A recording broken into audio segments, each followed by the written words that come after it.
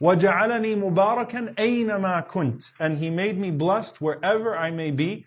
Not just blessed in Jerusalem, not just blessed in Egypt, blessed wherever I may be in both comings, both the first coming of Christ and the second coming of Christ.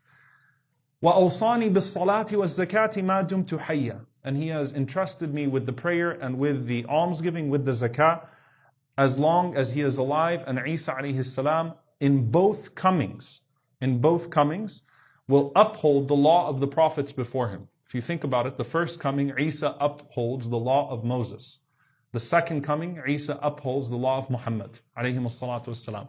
So it's interesting because He comes with a mandate to uphold the laws that came before Him as well. وَبَرًّا بِوَالِدَتِي وَلَمْ يَجْعَلْنِي جَبَّارًا شَقِيًّا. And He has made me dutiful to my mother, and He has not made me one who is wicked or one who brings about some sort of deprivation to the one he is born to.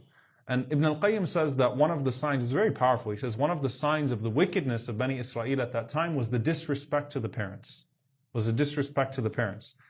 And he said that this is also one of the signs of the Day of Judgment.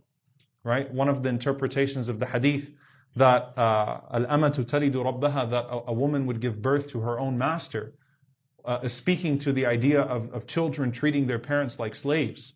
So he said that that's sort of the end of the road for a people. When they reach a point where their parents are treated like slaves to the children, then you know that corruption has become entirely rampant amongst those people. So Isa alayhi salam upholds his duty to his mother, that I have been sent. And it's really powerful because it speaks again to the virtue of Maryam, that one of the reasons for his sending was to honor his mother. Maryam was afraid that she would be cursed and would become looked at in a certain way and forsaken in history.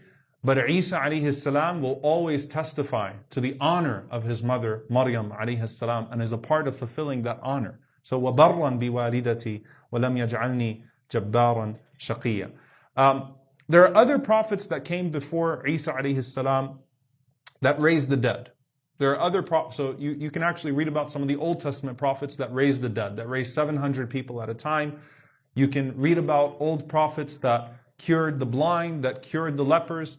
But Isa alayhi salam is the first baby ever and the only prophet to ever speak from the cradle. So this is actually his first miracle. And it's interesting because the Prophet ﷺ said that there are 3 times that a baby spoke from the cradle.